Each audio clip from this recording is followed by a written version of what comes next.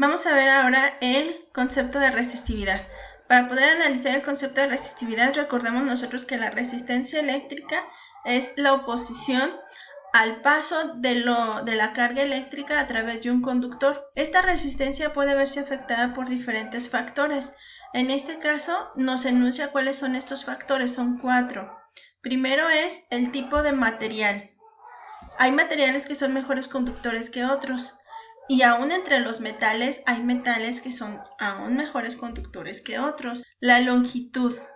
La resistencia de un conductor de medio metro va a ser diferente a la resistencia de un conductor de 10 metros o de 100 metros. Este fue uno de los desafíos más grandes para transportar la energía eléctrica de una ciudad a otra, traerla a las ciudades desde donde están las plantas generadoras de energía. Entonces la longitud de mi conductor también es un factor que influye en la resistencia. El área de la sección transversal. Aquí tenemos un ejemplo de un conductor, por ejemplo, puede ser un cable, un alambre. Tenemos que aquí en este extremo, esta es mi sección transversal, el área de la sección transversal. Esta es la longitud de mi conductor. Entre más grande sea la longitud de mi conductor, mayor resistencia va a generar. Y el área de la sección transversal, entre mayor sea el área de la sección transversal, mejor conductor será. Entre más pequeña sea el área de la sección transversal, es decir, más delgadito sea mi alambre, entonces la resistencia que va a oponer al paso de los electrones, al paso de la corriente eléctrica, pues va a ser mayor. Entonces el área de la sección transversal es otro factor que afecta. La temperatura.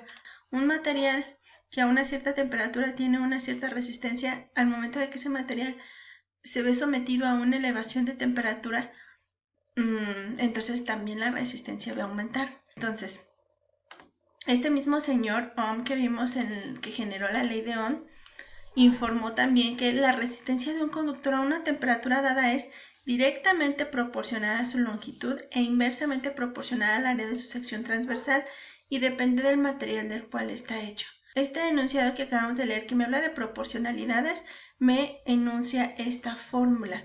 La resistencia es directamente proporcional a la longitud, que voy a representar con una L mayúscula, e inversamente proporcional al área, que voy a representar con un área mayúscula. Eso quiere decir que a mayor longitud, mayor resistencia. A mayor área, menor resistencia, ya que el área es inversamente proporcional a la resistencia. Y aparece esta constante, que va a ser lo que vamos a conocer como resistividad. Lo vamos a representar con una ρ griega y va a ser nuestra resistividad. Despejando, pues esta área pasa multiplicando a la resistencia y la longitud pasa dividiendo y nos queda esta fórmula para definir la resistividad. Son la misma fórmula, solamente pues tenemos despejada nuestra resistividad. ¿Cuál va a ser las unidades de la resistividad? Ustedes lo pueden ver aquí. La resistividad son ohms de la resistencia, metros cuadrados del área entre metros de la longitud. Se cancelan metros de abajo con metros de arriba y nos queda ohms por metro. Y aquí vemos que la resistividad se mide en ohms por metro. La resistividad es una constante que ya está definida para los diferentes materiales y aquí nos muestra uno de los más utilizados con más frecuencia. Para el aluminio esta va a ser su resistividad, para el plomo, para el oro, etc. Este concepto de coeficiente de temperatura lo vamos a ver más adelante. Vamos a ver entonces el concepto de temperatura con respecto a la resistencia. Vamos a ver que el coeficiente de temperatura de resistencia que vimos aquí en la tabla se va a representar con una alfa y es propio del material y ya también se encuentra bien definido.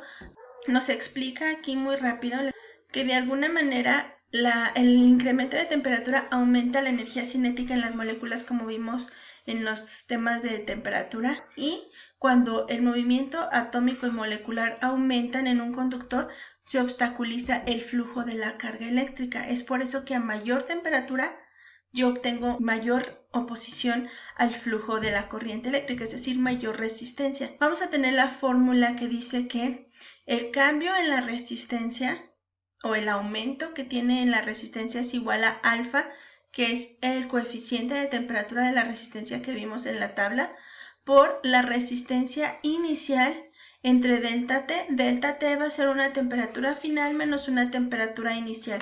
Esa temperatura inicial le corresponde esta resistencia inicial. Para identificar la fórmula que corresponde al coeficiente de temperatura de la resistencia, simplemente habría que despejar el alfa y entonces R subíndice 0 o R inicial pasa dividiendo y el delta T pasa dividiendo. El coeficiente de temperatura de la resistencia entonces es el cambio que hay en la resistencia por unidad de resistencia por cada grado, es decir, el alfa se va a medir en ohms sobre ohms por delta T, que era nuestro cambio en la temperatura, aunque representan temperatura con T minúscula, a mí me gustaría representarla con T mayúscula, entonces el cambio de temperatura es grados Celsius, y ohms de arriba, ohms de abajo se cancelan. Nuestro coeficiente alfa va a estar en 1 sobre grados Celsius.